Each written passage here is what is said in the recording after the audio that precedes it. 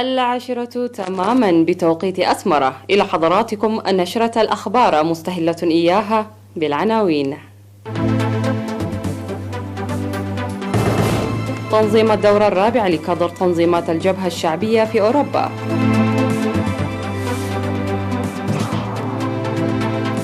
بذور القمح المحسنة تحقق نتائج جيدة في الإقليم الأوسط.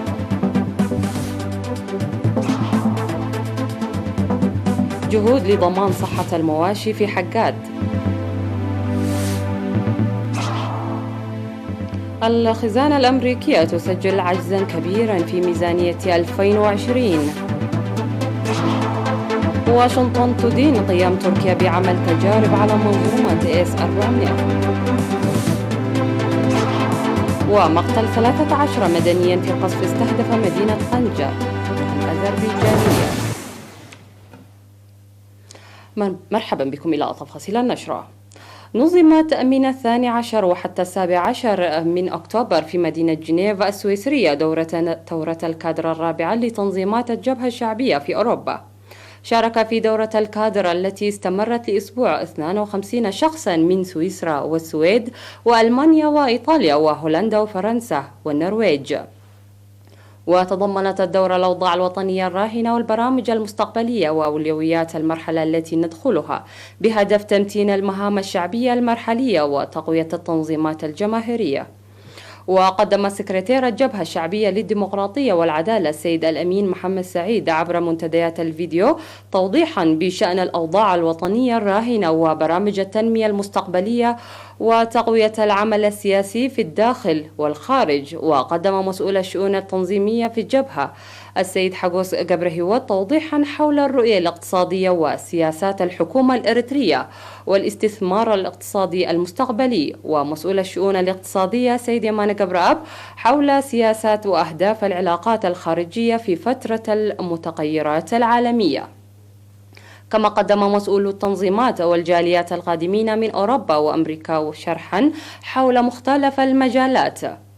واشتملت الدورة الرابعة لكادر الجبهة الشعبية في أوروبا على مختلف القضايا الفكرية وواقع الأوضاع في البلاد والفرص والتحديات في مرحلة السلام الجديدة والارتقاء بكفاءة الأعضاء في الأعمال التنظيمية والشعبية ورفع قدرات الأعضاء في كافة المجالات.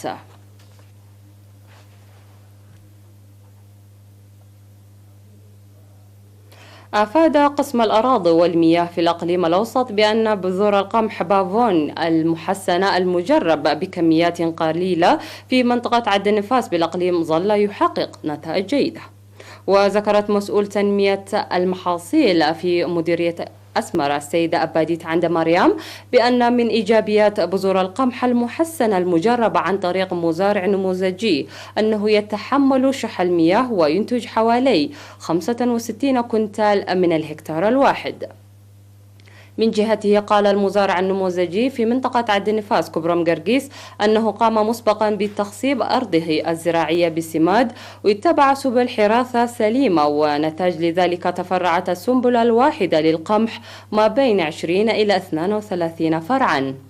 وقال المزارع النموذجي كبروم إذا لم أستخدم الزراعة السليمة لكنت احتجت حوالي 3 كنتال من البذور إلى أن اتباع حراسة سطحية كلفتها حوالي 78 كيلو فقط ويتوقع حصاد 100 كنتال من مساحة 1.3 هكتار.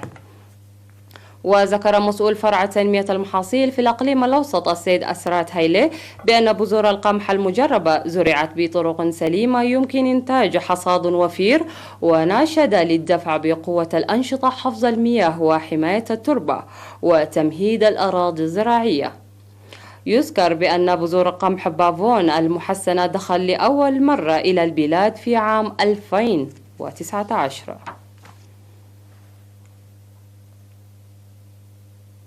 أوضح أصحاب المواشي في مديرية حجاد أن الرعاية البيطرية التي تحصل عليها ماشياتهم ساهمت كثيرا لتكاثرها ورفع إنتاج الألبان. وذكروا حصولهم على الأرضية المناسبة لضمان صحة ماشياتهم بالتشاور مع خبراء الزراعة معربين عن ارتياحهم الحصول على الخدمات البيطرية عن قرب. وأوضح مساعد الطبيب البيطري السيد محمد عبد الله لوكالة إيرنا عدم وجود أمراض حيوانية منتشرة في المديرية، وتبذل الجهود للسيطرة على الأمراض التي تظهر. وقال لم يجري هذه السنة التطعيم المنتظم للمواشي بسبب جائحة كورونا، لكنه تم تطعيم أكثر من 25 ألف رأس من المواشي في الأشهر التسعة الماضية. وأشار إلى امتلاء 11 حفيرا وخزانا في المديرية بالمياه نتيجة قذارة الأمطار، فضلا عن نمو المراعي، فإن الماشية تحصل على الشرب عن قرب.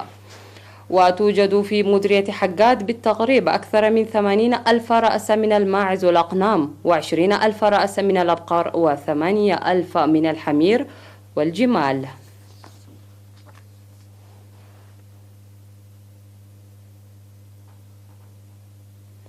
نظم مكتب وزارة الثروة البحرية في إقليم جنوب البحر الأحمر دورة تدريبية ل50 من أعضاء قوات الدفاع حول حفظ الأسماك وفوائدها الغذائية. وتضمنت الدورة التدريبية النظرية والتطبيقية أهمية السمك على المائدة ومحتوياته الغذائية وكيفية طهي السمك، خاصة سمك القرش. وتأتي الدورة التدريبية في إطار برنامج وزارة الثروة البحرية لتعريف المجتمع على مستوى الوطن بأهمية وفوائد السمك في الغذاء. وسيعمل المشاركون في الدورة لنقل المعرفة المكتسبة في وحداتهم بالقيادة الشرقية.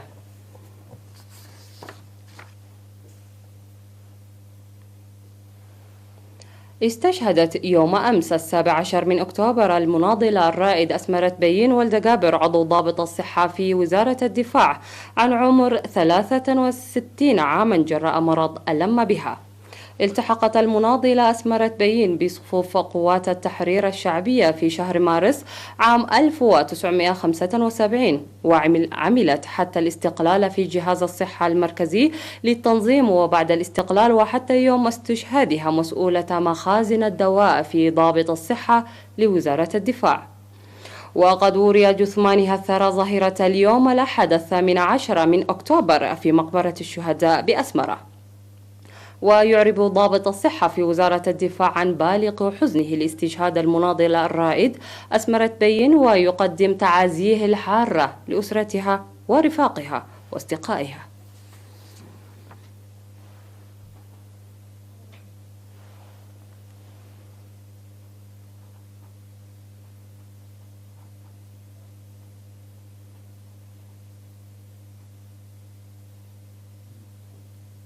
فاصل ونعود لمتابعة الأخبار على الصعيد العالمي، ابقوا معنا.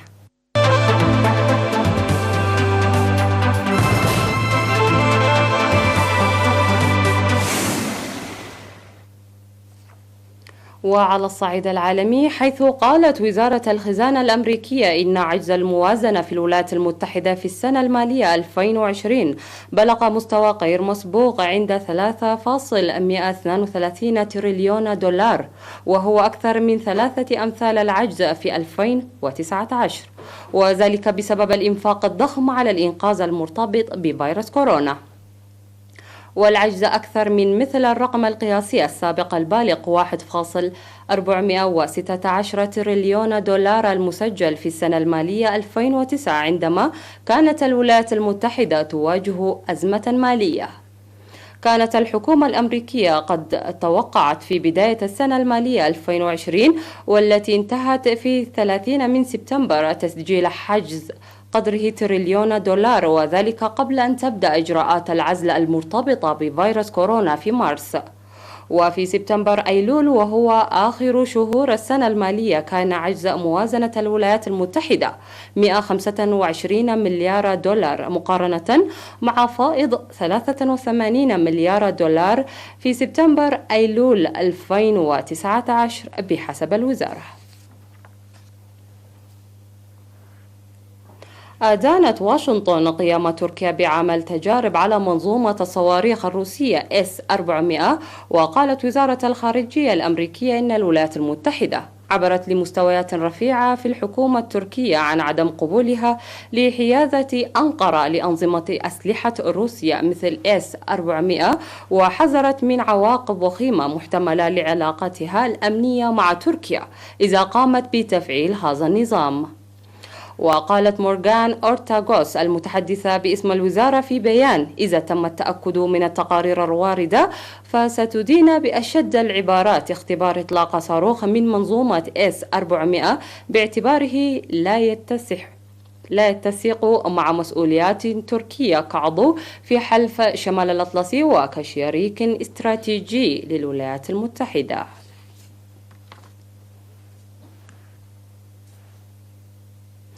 قتل 13 شخصا وجرح أكثر من 40 آخرين إثر إطلاق صاروخ على مدينة كنجا الأذربيجانية ثاني كبرى مدن البلاد. وتوعدت السلطات في البلاد بالانتقام مما ينظر بتصعيد خطير للنزاع في إقليم ناغورني كاراخ المتنازع عليه. وأشار الرئيس الأذربيجاني إلهام علييف في خطاب إن بلاده ستنتقم في ساحة المعركة. وقبل بضع ساعات من القصف على قنجة استهدفت ضربات أذربيجانية عاصمة الانفصاليين ستيبانا كيرت ومدينة شوشة اللتين فر معظم سكانهما منذ اندلاع المعارك في 27 من سبتمبر. وتظهر عمليات القصف هذه وكذلك المعارك على خط الجبهة عجز الأسرة الدولة منذ 3 أسابيع عن تهدئة الأوضاع. منذ أسبوع لم يطبق اتفاق الهدنة الإنسانية الذي تم التفاوض بشأنه تحت إشراف موسكو. وشدد مجددا وزير الدفاع الأمريكي مارك إسبر ووزيرة الجيوش الفرنسية فلورنس بارليه على ضرورة وقف المعارك.